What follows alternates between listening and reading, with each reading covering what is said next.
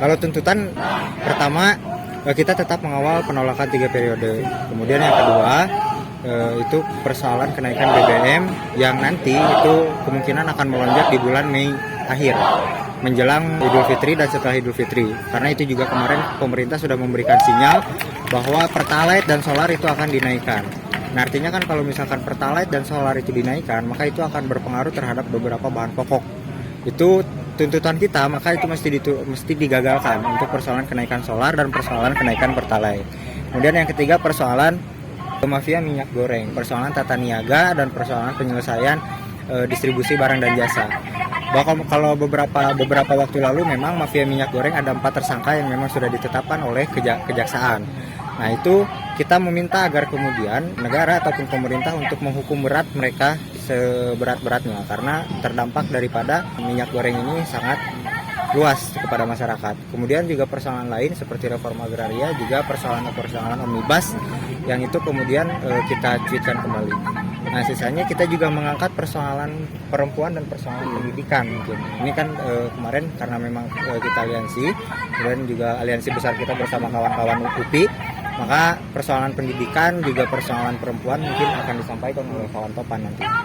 Itu paling kalau untuk AMJM kembali menyuarakan dan turun ke jalan untuk terus mengawal penolakan 3 periode.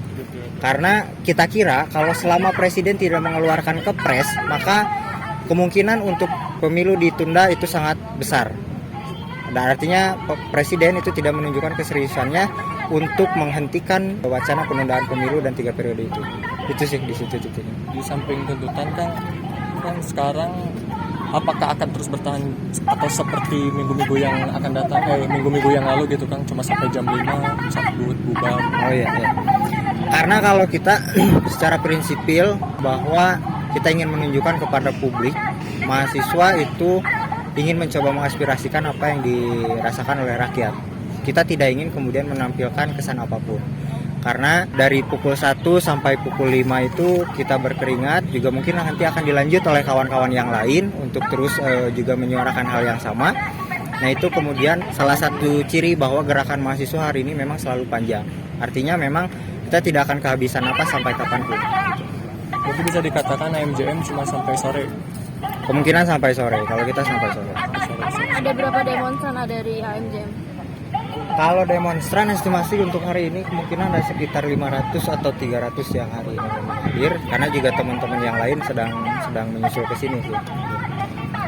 Tambahan aja mungkin dari Teman tadi soal pendidikan. Soal pendidikan ya. Karena ini juga kan momentum Hari Kartini kan ya. Iya. Hari Kartini. Jadi kemarin teman-teman UPI mengangkat 2 isu, yaitu pendidikan sama masalah gender kemarin. Kalau masalah pendidikan tentu yang hangat-hangat ini itu masalah revisi Undang-Undang Sisdiknas, itu yang bermasalah dan dianalisis oleh beberapa organisasi, misalnya P2G, itu bilang bahwa ini semakin ke arah liberalisasi, privatisasi sama komersialisasi pendidikan gitu. Semakin menjauhkan pendidikan dari masyarakat atau dari rakyat gitu. Itu kalau di masalah pendidikan. Sisanya paling masalah-masalah umum seperti fasilitas kalau di kampus-kampus, terus biaya pendidikan gitu. Jadi masalah-masalah umum yang kita soroti juga gitu. Nah, diletakkan dalam tuntutan yang revisi Undang-Undang Sisdiknas gitu. Terus yang kedua masalah gender, itu yang kita soroti adalah yang pertama itu implementasi Permendikbud 30 tahun 2021. Itu karena itu belum sudah disahkan, namun implementasinya masih sangat kurang di kampus-kampus. Entah kampus yang tidak mengerti atau bagaimana gitu. Yang jelas implementasinya di kampus-kampus itu baru sedikit, karena baru beberapa kampus saja yang menerapkan di Indonesia dari semua kampus yang ada. Terus kemarin undang-undang PPRT juga jadi tujuan kita, perlindungan pekerja rumah tangga, karena kita melihat bahwa sangat rentan mereka mendapatkan kesejahteraan, keselamatan di lingkungan kerjanya gitu. Yang terakhir kemarin undang-undang TPKS yang kita juga menunggu implementasi dari undang-undang tersebut gitu. Hanya paling kalau dihubungkan dua-duanya ya tadi masalah pendidikan dan ruang aman sebetulnya gitu, entah itu di kampus maupun di luar kampus gitu. Kalau di UPI sendiri kan tingkat kekerasan seksualnya emang sangat mengkhawatirkan. Kalau di UPI kan tingkat kekerasan seksual itu bisa terlihat kalau misalnya udah ada yang muncul nih. Bukan berarti ketika tidak ada laporan itu kekerasan seksual itu tidak ada gitu. Tapi bisa jadi karena memang tidak ada yang muncul aja ke permukaan gitu. Di UPI akhir-akhir ini udah mulai banyak laporan-laporan terkait kekerasan seksual tersebut gitu. Dan bareng teman-teman yang lain, dengan teman-teman UKM maupun aliansi UPI lawan KS gitu, itu kita mencoba menangani masalah-masalah tersebut. Tapi sejak tahun 2021 kemarin itu angka kekerasan seksual di UPI mulai muncul permukaan gitu. Dan itu juga jadi pemicu untuk angka-angka lainnya atau orang-orang lainnya melapor ke teman-teman yang ada di kampus. Kalau gerakan mahasiswa sendiri kan sudah membuat suatu wadah untuk menangani hal tersebut, membantunya, mengakomodirnya. Ada. Kalau dari segi UKM ada namanya Grid UPI, itu yang juga fokus di isu gender secara kajian maupun secara advokasi. Terus juga kalau ada gabungan antara dosen, tenaga pendidikan dan mahasiswa, ada namanya Aliansi UPI lawan KS gitu, lawan kekerasan seksual. Itu juga udah ada di UPI. Terus juga sekarang karena udah mulai menerapkan implementasi Permendikbud yang 30 udah mulai dirancang Satgas PPKS. Dari demo kali ini apakah hanya menyampaikan aspirasi atau memohon audiensi juga dari misalnya dari DPRD?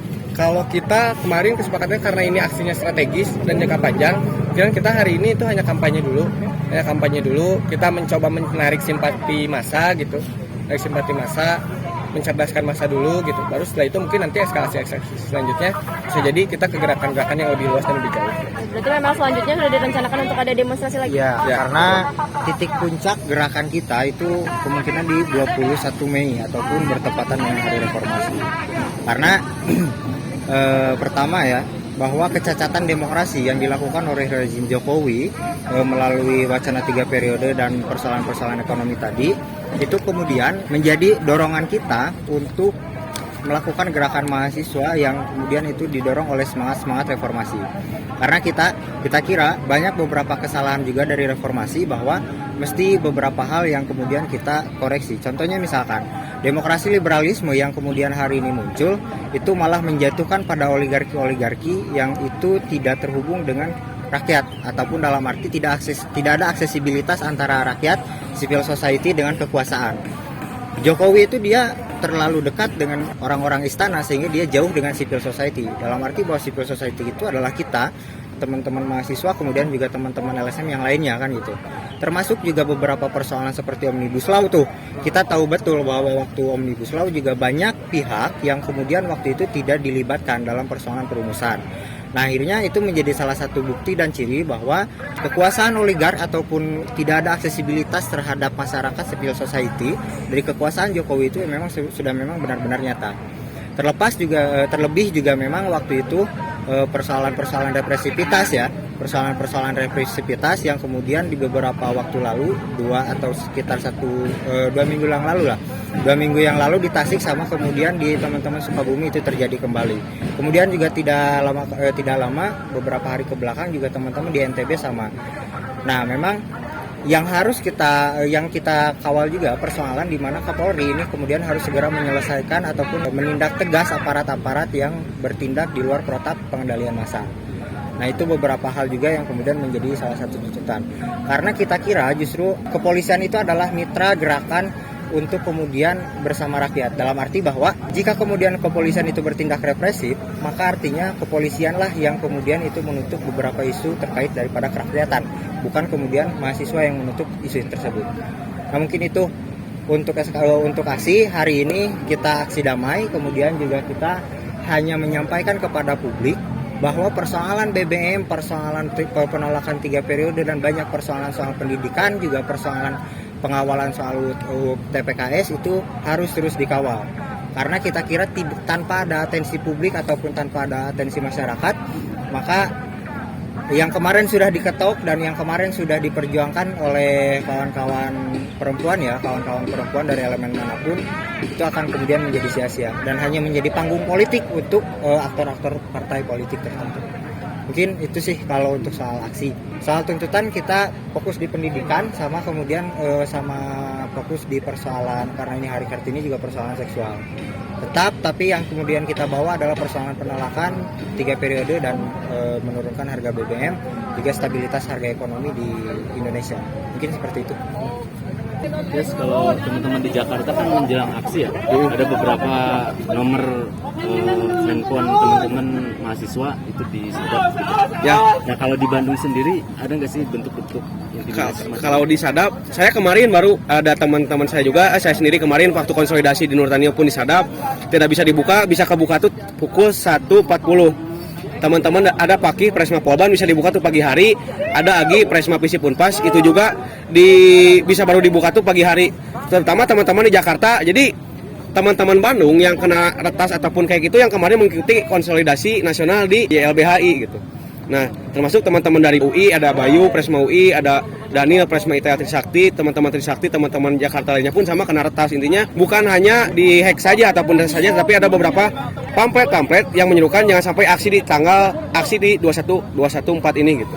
serunya dibatalin gitu. Maksudnya. Ya jadi buzzer udah mulai masuk kepada media-media komunikasi mahasiswa gitu. Maksudnya tuh diretas terus ada pesan. Ya, jadi awal itu ada pesan, baru berapa lama kemudian kita diretas gitu.